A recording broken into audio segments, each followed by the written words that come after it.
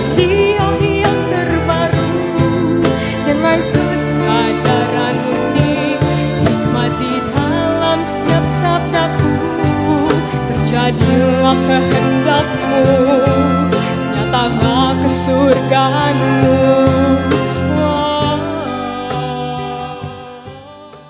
Bagaimana kabarnya teman-teman semua yang ada di studio maupun yang ada di rumah masing-masing? Ada yang lagi atit?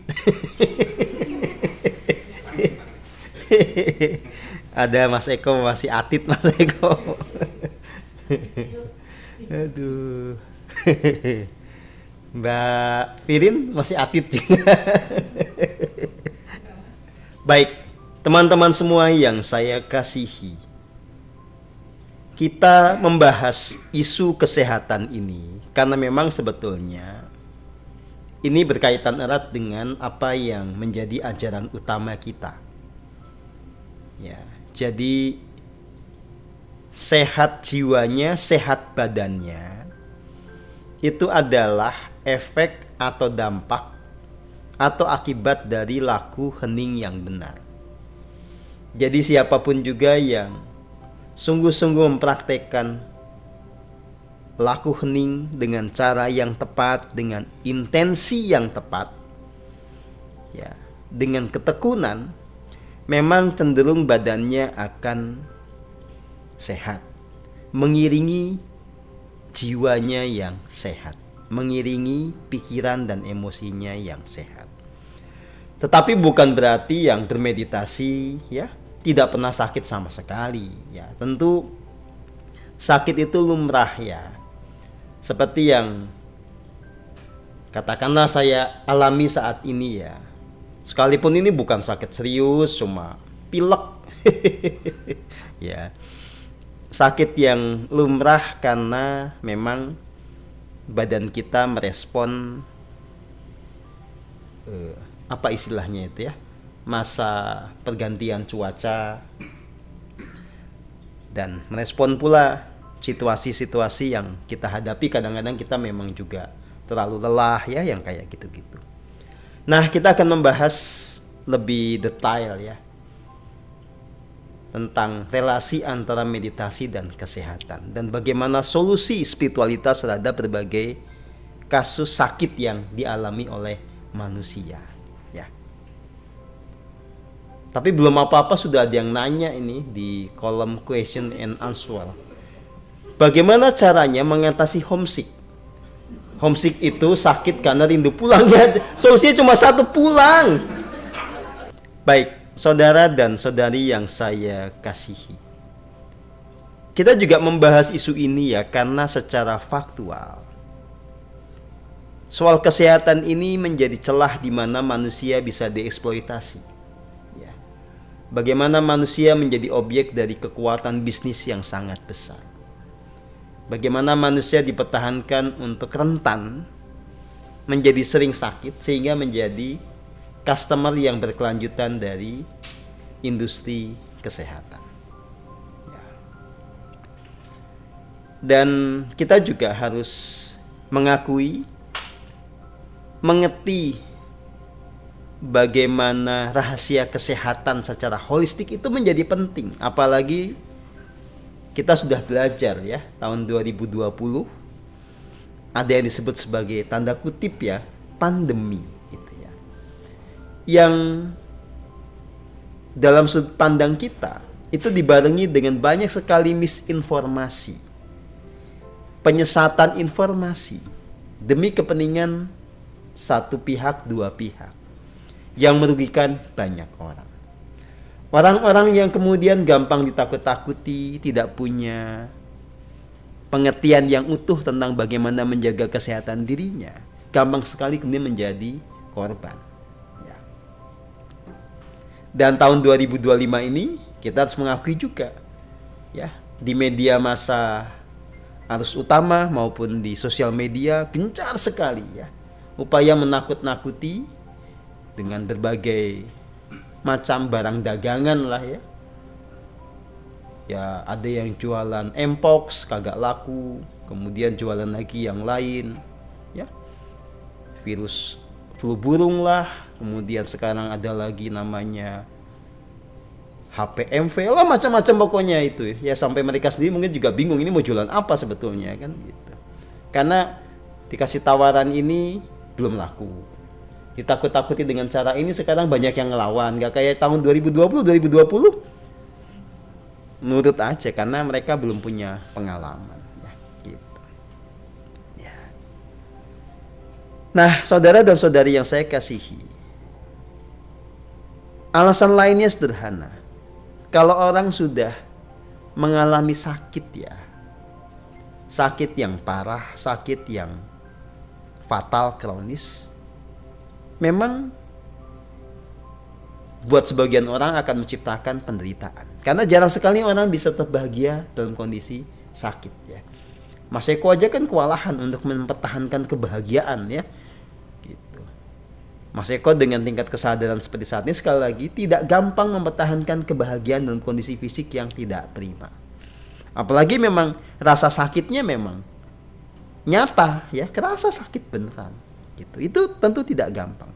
Nah, apalagi yang tidak pernah punya kesadaran, yang akan membuat orang itu menjadi kemerungsung ya, banyak mengeluh, pengen cepat sembuh tapi nggak sembuh-sembuh ya. Menyesal kenapa harus sakit, apalagi nanti harus melibatkan banyak orang yang menjadi susah karena merawat ya. Apalagi kalau kemudian dengan sakit itu harus keluar biaya banyak untuk berobat, udah pokoknya itu bisa menjadi lingkaran penderitaan yang tidak berujung. Maka menjadi penting juga buat kita untuk mencegah segala penyakit yang kronis itu, jangan sampai menghinggapi diri kita. Nah, di sini kita tidak bicara itu sudah ketentuan Tuhan ya, itu sudah rencana Tuhan. Oh, tidak begitu saudara. Di jagat raya ini ada hukum sebab akibat, ada hukum tabur tuai ya, ada hukum tarik menarik, ada hukum pertanggungjawaban. Jadi semua yang terjadi itu harus dibaca dalam kerangka hukum semesta. Kenapa terjadi sakit? Pasti ada penyebabnya. Kenapa engkau sakit? Karena engkau menariknya dengan situasi dan kondisi tertentu. Ya. Kenapa engkau sakit? Karena engkau menuai apa yang engkau tabur.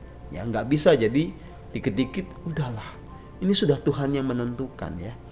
Seolah-olah Tuhan itu adalah sosok yang terpisah, yang tidak mengikuti dan tidak satu kesatuan dengan hukum jagat raya, jadi semau-mau sendiri gitu ya. Nah, itu memang berangkat dari ilusi bahwa Tuhan adalah sosok yang terpisah. Nah, di Pesawat Matahari jelas kita diajarkan Tuhan bukan sebagai satu sosok terpisah nun jauh di sana ya. Kita menyadari Tuhan sebagai keberadaan yang meliputi segalanya, sekaligus yang menjadi esensi dari segala yang ada. Dan kita kemudian diajarkan untuk hidup dengan mempertimbangkan hukum-hukum jagat raya, hukum-hukum kosmik yang tadi sudah saya sebutkan. Hukum sebab akibat, hukum tarik menarik, hukum tabur tuai, ya, hukum pertanggungjawaban dan seterusnya. Nah, mari kita urai kenapa orang itu menjadi sakit ya. Saya menekuni dunia spiritual healing itu sudah cukup lama ya. Meskipun belakangan ini saya bisa dibilang agak pensiun ya. Agak pensiun. Jadi tidak banyak lagi terlibat dalam kegiatan spiritual healing, penyembuhan dengan cara spiritual. Ya. Setelah bertahun-tahun tampaknya saya baru sekali lagi tuh melakukan healing ya ke Mas Eko tuh. Kepaksa kepaksa ya. Jadi itu memang harus saya lakukan ya, tapi saya tidak menyediakan jasa ini ya. Jadi jangan sampai nanti setelah webinar ini banyak WA datang, Pak Setio saya mohon waktu ketemu untuk di healing. Oh tidak saudara ya, walaupun PGR menangkapin sebagai peluang bisnis, saya katakan tidak. Kalau mau kaya sih gampang sih, memang kita jualan kayak begini ini ya. Soal sembuh nggak sembuh kan, rumah sakit aja nggak ada jaminan sembuh ya. Loh iya, Orang masuk ke rumah sakit nggak semuanya sembuh, ada yang pulang jadi mayat, ada pulang tetap sakit ya, gitu. Ya, sekali lagi tidak. Padahal tim PGN sudah siap dengan QRIS dan macam-macamnya ya. Oh, enggak. Baik, saudara dan saudari semua. Ini berdasarkan pengamatan ya. Jadi saya niteni, saya mengobservasi. Apa yang menjadi faktor penyebab sakitnya seseorang? Satu jelas adalah apa yang kita sebut sebagai gaya hidup. Baik gaya hidup yang diciptakan sendiri atau dikondisikan oleh pihak lain. Kita bahas dulu ya, gaya hidup yang kita ciptakan sendiri. Ya tentu banyak ya orang-orang yang punya gaya hidup itu memang membuat dirinya rentan untuk mengalami sakit ya. Misalnya nih, mengubah waktu, ngalong istilahnya. Ya, malam melek, siang tidur. Sebagian besar yang mengubah ritmenya ini kan harus berlawanan dengan ritme biologisnya. Biasanya nggak akan kuat. Ya. Banyak orang-orang yang merasa lebih kreatif di malam hari. Ya, entah seniman, entah arsitek, ya, entah penulis itu kan memilih melek malam hari. Supaya bertahan melek biasanya diganjil dengan kopi atau tambah rokok. Ya, memang terkesan ini patriotis ya, karena betul-betul mencoba untuk ya menunjukkan kerja keras dan perlawanan terhadap waktu gitu ya. Gitu. Dianggap ini pengorbanan gitu ya. Ya pada akhirnya memang dia berkorban dengan tubuhnya. Ya. Banyak yang akhirnya ya badannya nggak kuat. Ya. Levernya rusak, jantungnya rusak, paru-parunya rusak, mati di usia relatif muda. Ya. Oke. Ada lagi, memang kerjaannya tidur mulu. Kalau yang tadi jarang tidur, ini tidur mulu. Ya. Kalau yang tadi kerajinan, ini kemalasan. Sama-sama ujungnya, ya. Lupa dengan jadwal makan yang tepat, lupa dengan olahraga, ya. Ya.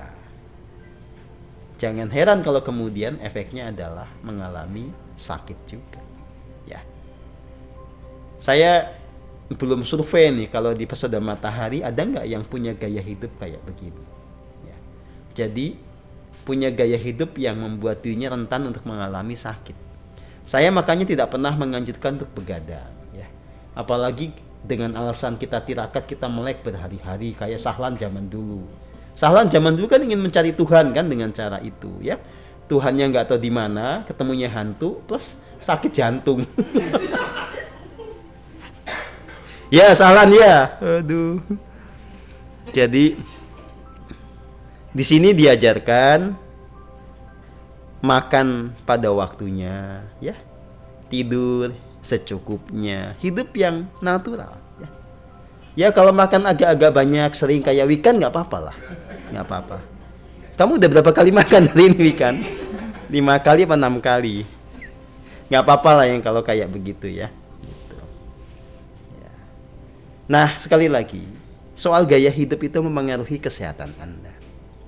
Maka jangan hanyut dalam gaya hidup yang membuat badan Anda terforsir. Termasuk ketika Anda memilih untuk tidak pernah olahraga sama sekali, itu juga membahayakan. Ya. Nah, ini ada case lucu sebetulnya ya. Mas Eko kan memang tadi habis tes laboratorium ya. Lepas dari hal-hal yang lucu-lucu gitu ya, kan ada yang sebetulnya cukup patut membuat kita menghargai yang namanya laku hening ya. Di medical check up yang sebelumnya kan hasilnya adalah Mas Eko itu punya gangguan kolesterol ya. Jadi kolesterolnya dianggap tidak normal, padahal dulu rajin naik sepeda ya. Pokoknya cukup rajin olahraga. Nah sekarang tidak serajin zaman dulu.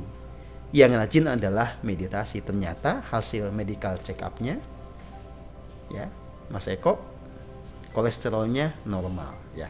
Jadi memang ya begitu, ya. Pak Rizwan Haryatma, dulu saya kerja masuk 12 jam, masuk malam 12 jam kerja. Oh ya, ya kalau di pabrik ya, kemudian di rumah sakit atau di tempat-tempat tertentu kan memang lumrah, termasuk kalau kita menjadi petugas keamanan ya. Makanya harus disiasati, walaupun kerja di malam hari harus ada momen untuk tetap istirahat ya gitu. Nah, jadi ini soal gaya hidup ini harus dipertimbangkan dengan cermat. Sekali lagi, kalau Anda tidak mau sakit, makan yang tepat pada waktunya, istirahat secukupnya, meditasi juga setekun-tekunnya, olahraga ya sewajarnya, secukupnya juga, jangan males-malesan juga ya. Nah, soal gaya hidup juga berkaitan dengan apa yang kita makan. Nah, cuma kalau tentang apa yang kita makan ini kita harus mengerti ya. Ini kadang-kadang tidak hanya berkaitan dengan inisiatif personal. Ada pengkondisian secara kolektif. Ya. Jadi manusia modern cenderung akan lebih rentan kesehatannya. Lebih mudah untuk sakit dan kemudian lebih gampang menjadi klien, customer dari industri kesehatan. Kenapa? Ya. Coba Anda perhatikan. Sayur mayur aja yang dibilang ini adalah makanan sehat kan. Ya kalau kita ingat-ingat pelajaran sekolah kan tetap ada istilah 4 sehat 5 sempurna. Salah satunya adalah sayur mayur. Ya. Jadi sekali lagi di dalam benak orang makan sayur mayur itu pasti menyehatkan. Ya. Tapi lihat, ya, semenjak revolusi hijau, benih sayur mayur ya, itu sudah direkayasa genetika ya, yang membuat banyak komoditas sayur mayur itu susah ditanam secara organik, lebih cocok ditanam dengan menggunakan pupuk kimiawi sintetik ya, itu satu ya. Dan ini bukan hanya sayur mayur, nanti juga berimbas ke yang lain-lain. Ya. Padi-padian, ya, jagung-jagungan, itu juga sama. Banyak yang mengalami rekayasa genetik. Ya. Nah, belum lagi, karena tidak berkembang metode pertanian yang menghormati alam, berpikirnya pragmatis ya. Ketika ada gangguan gulma, hama, ya, maka dipergunakanlah apa yang kita sebut sebagai pestisida kimia sintetik juga. Ya. Misalnya ada rumput nih, langsung dihajar dengan larutan kimia yang sintetik yang membuat rumputnya mati, tapi tanahnya juga jadi rusak. Ya. Ada kutu lah, ada apa juga dihajarnya pakai pestisida kimia sintetik. Apa hasilnya saudara dan saudari? Benih di rekayasa genetik, pupuk yang dipergunakan adalah pupuk kimia sintetik, pestisidanya juga sintetik. Itu semua selain membuat tanah tidak sehat, menciptakan kondisi di mana apa yang kita makan itu penuh dengan residu racun sebetulnya. Ya. Teman-teman yang saya kasihi, saya dan tim di PM tidak hanya dikasih anugerah untuk bisa membaca realitas jiwa Anda. Kita sering menggunakan ketajaman rasa sejati untuk memahami dunia material ya. Misalnya kita bersama-sama mengecek kualitas sayur mayur ya yang ada di pasaran. Nah, memang temuan kita itu rata-rata kualitas rendah karena tadi. Ya. Jadi dia ditanam dengan pendekatan yang tidak harmoni dengan alam, dan si komunitas ini entah sayur mayur, entah jagung-jagungan, entah apapun juga itu mengandung residu racun yang cukup signifikan. Ya. Tetapi ini tidak menjadi persoalan dan tidak dipersoalkan oleh BPOM dan Departemen Kesehatan. Dianggap ini lumrah. Ya. Nah, karena yang ada adalah yang seperti ini, maka cenderung ini akan membuat badan kita menjadi rentan karena hari demi hari kita mengkonsumsi sesuatu yang punya residu yang tidak selaras. Ya, bahasa kasarnya residu racun sebetulnya, residu toksik. Ya. Beruntunglah Anda yang memang meditasinya cukup tekun sehingga bagaimanapun juga ada mekanisme netralisir atau detoksifikasi. Nah, sekarang nggak usah kita pergi jauh dulu. Habis dari sayur misalnya ke ayam. Ya. Sudah jarang di antara kita yang makan ayam kampung. Karena yang tersedia di pasaran bukan ayam kampung, tapi ayam broiler. Coba Anda renungkan ya, dan Anda riset tuh bagaimana kita mendapatkan daging ayam kampung itu. Kok ayam kampung? Daging ayam broiler itu. Ayam pedaging. Ya. Ayam pedaging itu jelas bibitnya juga hasil GMO. Ya. Dan diset untuk bisa cepat dia besar, disembelih. Dengan disuntik banyak obat-obatan, dikasih makan juga yang jelas sintetik. Maka 2 bulan, 3 bulan, ayam sudah siap untuk disembelih, dijual. Badannya endut gitu ya, tetapi isinya adalah residu obat-obatan. Ya. Dan kita makan itu, termasuk saya, ya, karena saya belum punya opsi lain, tetapi badan saya bisa mendetoks.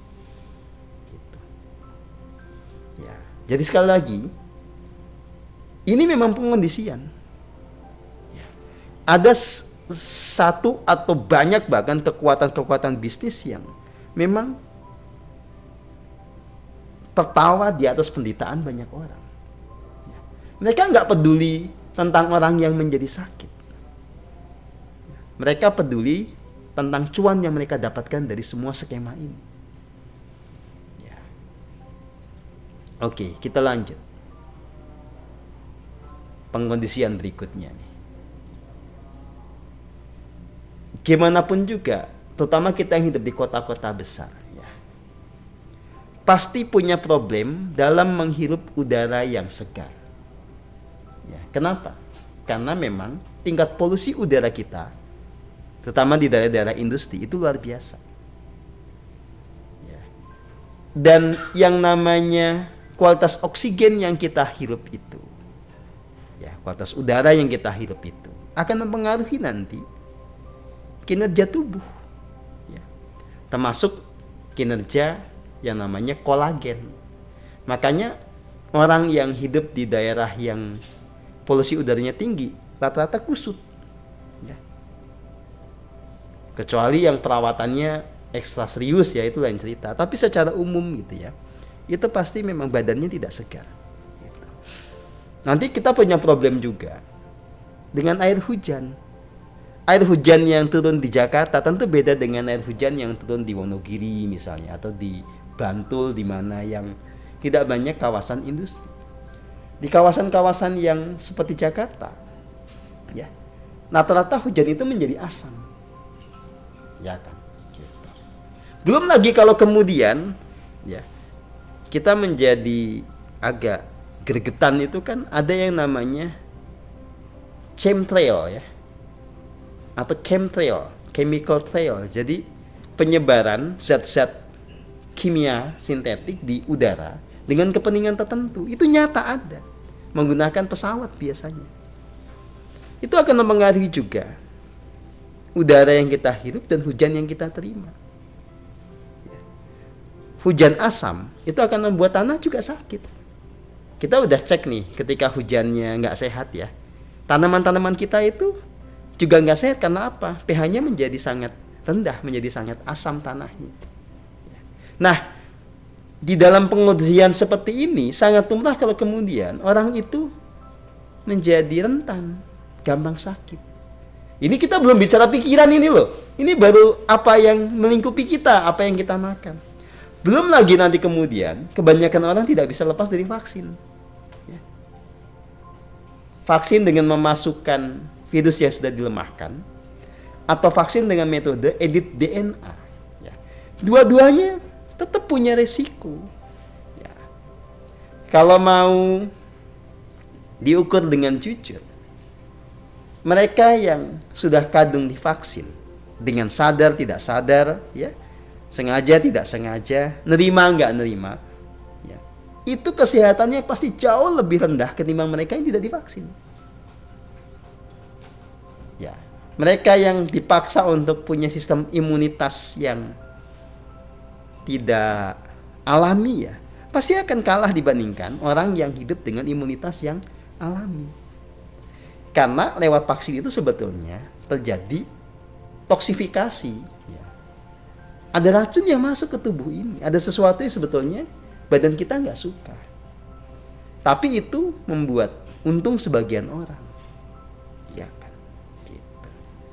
Ini pengkondisian di zaman modern, makanya jangan heran kalau banyak orang nanti masih muda udah sakit jantung. Mending kalau sakit jantung doang. Banyak yang tiba-tiba geletak mati. Masih muda udah diabetes. Masih muda kanker. Ya. Ini kita belum bicara sebab-sebab lain ya. Ini baru bicara tentang pengkondisian yang membuat manusia zaman sekarang nggak menyehatkan. Nah, ada yang sebetulnya itu cukup membawa, ya, pengaruh konstruktif. Ya. Tembakau yang organik, tembakau yang masih natural, itu malah dianggap sebagai musuh kesehatan. Ya. Sementara nanti saat yang sama akan dipasarkan dengan sangat masif rokok-rokok yang menggunakan bahan-bahan sintetik. Ya. Bahkan saya bilang juga ada satu tanaman yang sebetulnya punya banyak dampak kesehatan, ya diharamkan di negeri kita. Apa coba? Kanabis, ganja. Karena kalau itu berkembang dengan sangat masif, ya, industri kesehatan akan kehilangan sekian banyak pasarnya.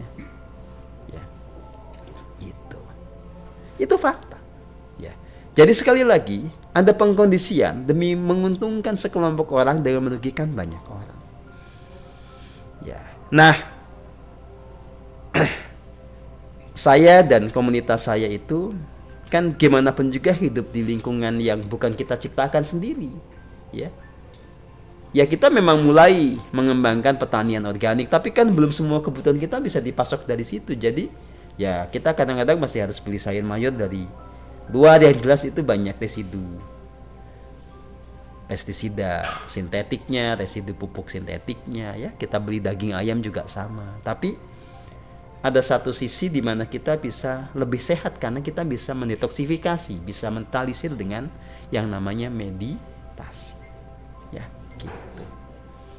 Oke. Ya. Nah, saudara dan saudari yang saya kasihi, maka ini juga jadi sebuah pelajaran buat Anda, ya. Misalnya ada orang nanti mulai lagi menawarkan vaksin sebagai juru selamat. Ya, Anda harus cerdas. Vaksin itu untuk mengatasi apa? Kalau mengatasi virus, ya, sebetulnya ya pakai akal sehat aja.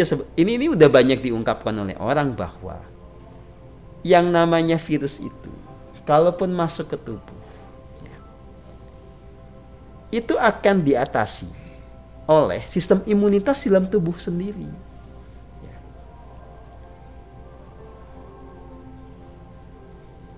Ya kalau bahasa teknisnya ya teman-teman nanti pelajari sendiri. Ada yang namanya makrofag, ya, yang muncul dari limfa kita. Ya. Yang itu memang didesain secara natural oleh kecerdasan kosmik untuk membunuh virus yang masuk.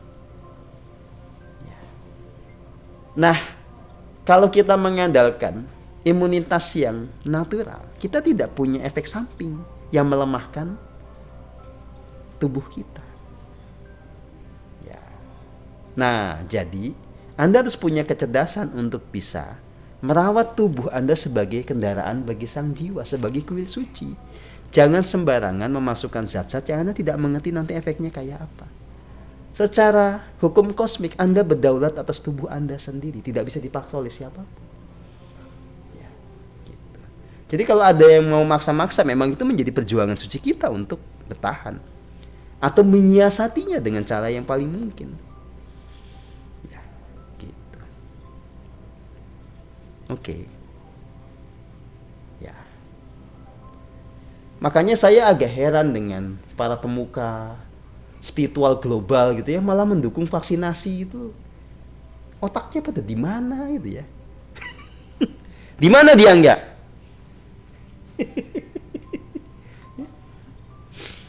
Aduh, tobat.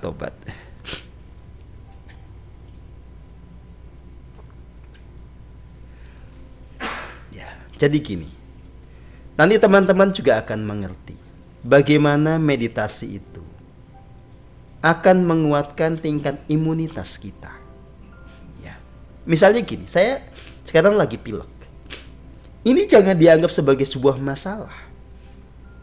Ini adalah mekanisme natural di mana sistem imunitas saya bekerja mengatasi faktor X yang masuk ke dalam badan dan meleburnya, gitu. Dan itu tentu saja menciptakan gejala-gejala tertentu. Jadi pilek itu atau apapun yang sebangsa itu nggak usah didramatisir ini. Wow, berarti kita akan mati loh, yang enggak. Ya. Jadi meditasi itu membuat kita bisa mengaktifasi yang namanya kelenjar timus. Kelenjar timus itu adalah pabrik dari serdadu imunitas. Nah, kelenjar timus itu bisa bekerja dengan baik dalam kondisi apa? Dalam kondisi kita bahagia, damai. Sebaliknya, kelenjar timus itu akan mengalami degradasi fungsi kalau orang yang bersangkutan itu penuh ketakutan, hidup tidak dalam kedamaian. Makanya kalau kita memang jahat jadi orang ya, mau membuat banyak orang sakit, sebar aja ketakutan. Karena itu akan membuat orang itu fungsi kelenjar timusnya tidak jalan dengan baik. Sistem imunitasnya juga menjadi sangat lemah. Ya. Gitu. Jadi pikiran dikacau, badan pun akan menjadi lemah. Sehingga sakit apapun menjadi mudah untuk terjadi. Ya, gitu. Oke? Ya. Makanya solusinya adalah kita harus menciptakan gaya hidup baru. Jangan hanyut dalam gaya hidup yang dikonstruksi oleh pihak lain yang malah membuat kesehatan kita menjadi rentan. Ya, makanya kalau di kita, selain gerakan pertanian organik ya, pertanian ramah lingkungan yang memang punya orientasi menciptakan makanan-makanan sehat, ya, kita juga mengembangkan budaya rempah, budaya herbal. Karena kalaupun kemudian sakit, ya, penyembuhannya kan bisa lewat berbagai ramuan rempah, ya, gitu. Yang itu semua ada di tanah kita. Tanah kita ini kaya dengan rempah, kaya dengan herbal yang memang ya bahasa religiusnya itu diciptakan Tuhan untuk menjadi obat bagi kita kala kita sakit.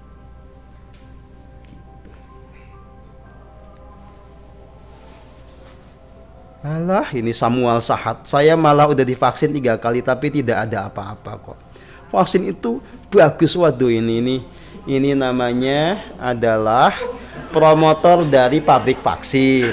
Ya nggak apa-apa, Pak. Bagus Pak, lanjutkan kalau perlu 11 kali Pak. Ya, saya dukung Pak. Ya, jangan nanggung 3 kali Pak. Aduh, setiap penyakit harus ada vaksinnya Pak. Gimana ya? Bapak vaksin apa saja? Itu virus di sini banyak banget Pak. Bapak harus satu-satu itu 3 kali. Misalnya ada 11 virus, 33 kali Pak. Saya sih nggak apa-apa kalau buat Bapak sih. Ya, nggak masalah. Buat Bapak loh ya, nggak masalah.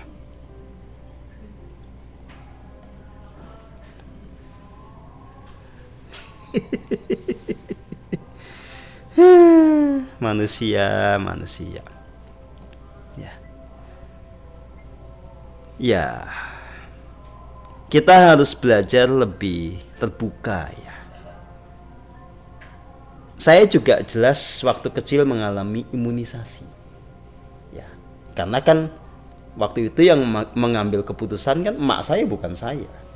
Ibu saya yang ngambil keputusan. Saya masih orok kan, nggak bisa ceramah kayak gini juga kan zaman dulu. Ya.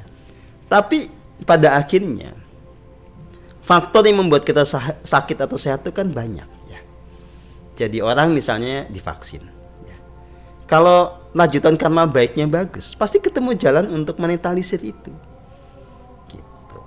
Tapi belum tentu orang yang mengaku sehat-sehat beneran ya. Belum tentu, itu cuma namanya ngaku-ngaku ya. Gitu. Karena logika saja lah ya. Badan Anda dimasuki oleh zat asing. Ya. Kalau itu vaksinnya berasal dari virus yang dilemahkan, artinya apa? Ya Anda dimasukin penyakit. Alasannya itu nanti akan memicu antibodi yang membuat badan Anda kenal dengan sakit itu. Jadi itu bukan sistem pelindung, itu hanya memicu sistem imunitas di dalam tubuh. Tapi lucunya adalah kalau orang sakit dianggap tidak divaksinasi, padahal itu sama aja. Coba logikanya bagaimana ya? Kalau Anda divaksin dengan virus yang dilemahkan, ya kan orangnya akan mengalami sakit tuh, biasanya demam, riang ya, gitu. Sebetulnya itu kan mekanisme untuk memicu munculnya antibodi. Ya, membuat si tubuh itu kenal dengan si virus yang datang, yang ada di dalam larutan vaksin itu. Dia anggap nanti ke depan, karena si badan ini sudah kenal, dia otomatis bisa memproduksi sistem imunitas sendiri. Sistem imunitasnya dari mana? Bukan dari vaksin, dari badan sendiri. Oke. Tapi sekarang ada logika yang lucu, ya. Waktu zaman COVID dulu nih ya. Kalau kita sudah dianggap kena nih, belum vaksin ya, dianggap kita punya herd immunity nggak? Enggak. Itu gimana logikanya? Kan sama-sama kena virus katanya. Mestinya kalau itu logikanya ya, udah kena bagus. Berarti badan kita nanti jadi kena, punya antibodi. Nggak usah divaksin lagi. Ya. Kalau perlu sakit begitu kita saling berpelukan supaya cepat kena semua. No, sama aja vaksin itu isinya apa kok. Gimana sih logikanya itu nggak dipakai.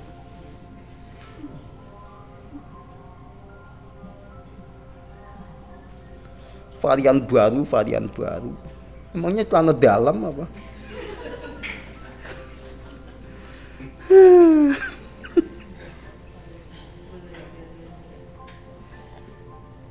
Ya, gitu. Nah, mekanisme kedua adalah dengan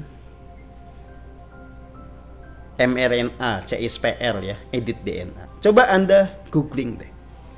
Riset-riset yang lebih netral, yang lebih objektif tentang efektivitas dan bahaya dari metode itu. Banyak itu, bukan hanya orang Indonesia, orang-orang dari dunia barat juga banyak yang melakukan riset itu. Jadi Anda terbuka. Ya. Dan di beberapa negara maju justru perusahaan-perusahaan kayak Pfizer, kemudian juga Moderna ya, AstraZeneca itu mulai dituntut gitu. Ya.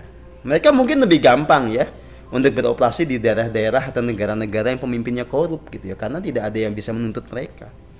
Tapi di negara maju kan mereka juga menghadapi titik balik sekarang. Gitu loh ya. Jadi otak kita jangan asal. Sekalipun pada akhirnya kalau kita kan bukan penguasa juga, jadi juga gak bisa maksa siapa-siapa, bebas aja. Yang mau divaksin kayak Pak Samuel tadi boleh Pak, khusus buat Bapak 50 kali deh saya sarankan ya. Karena variannya banyak Pak ya. Satu virus itu bisa varian A sampai Z. Buat Bapak harus setiap varian itu ada vaksinnya. Buat Pak Samuel doang ya, yang lain gak harus. Ya, jadi sampai pada case di mana sebetulnya ya kita ini memang jadi kelinci percobaan dan sekaligus objek dari keserakahan bisnis. Jadi kalau dulu kita dipaksa vaksin, ya itu bukan karena orang peduli sama kita. Bagaimana coba orang peduli sama kita padahal dia yang membuat kita itu makan daging ayam yang mengandung residu racun. Mereka yang tidak peduli dengan sayur mayur yang isinya juga residu racun, gimana mereka mau disebut peduli? Belum lagi nanti ada yang namanya junk food lah, macam-macam lah. Itu yang dimakan oleh kita dan tidak dianggap salah oleh mereka. Belum lagi nanti coba yang namanya gula itu, ya. Bagaimana gula-gula yang beredar itu kebanyakan gabungan antara gula tebu dengan gula rafinasi. Rafinasi itu gula sintetik, diimpor. Ya. Yang membuat harga gula menjadi murah. HPP-nya kalau harga di pasaran biasa jadi sama. Demi menguntungkan sekelompok orang, kita harus makan gula yang sebetulnya tidak sehat. Apa ada yang peduli? Dilarang makan gula? Kagak.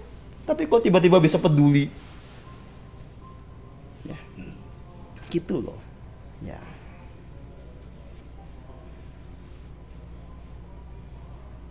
Jelas ya. Nah, makanya apalagi kalau nanti kita ditawarin daging buatan. Wah, tambah kacau balau lagi ya. Kan Bill Gates itu maunya begitu karena peternakan-peternakan itu dianggap sebagai sumber dari pemanasan global karena menciptakan emisi karbon, ya. Harus ditutup. Cukup kita nanti makan daging buatan tep. Ya. Mungkin itu sebetulnya setara dengan ini kulit sendal kayaknya.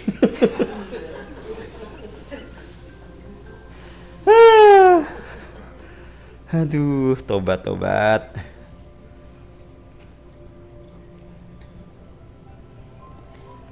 Oke. Jadi, pesan dari webinar ini adalah soal gaya hidup ya.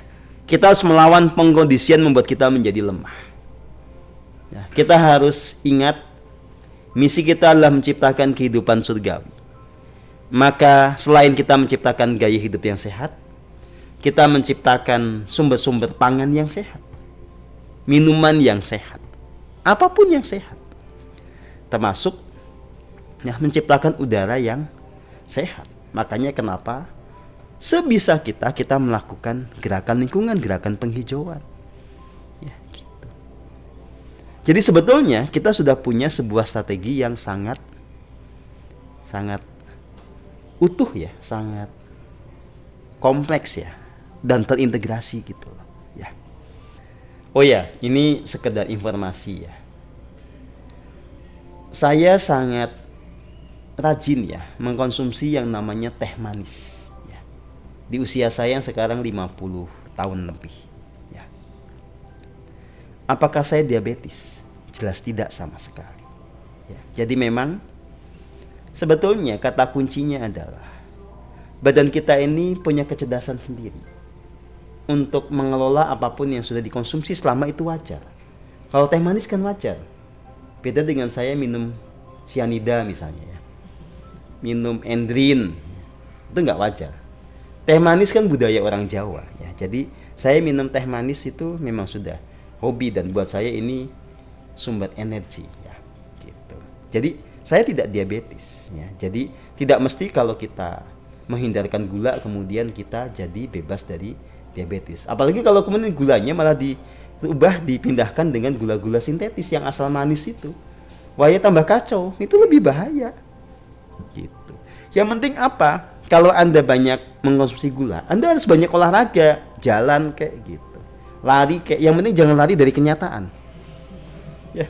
Badannya di sini tapi kita lari dari kenyataan itu percuma, ya. Itu nanti sakit badan, sakit mental. Oke. Jadi kita baru bahas dua nih ya. Gaya hidup yang diciptakan sendiri sama gaya hidup yang dikondisikan oleh pihak lain yang itu berpengaruh terhadap kesehatan. Masih banyak ini. Masih kuat nggak? Aduh.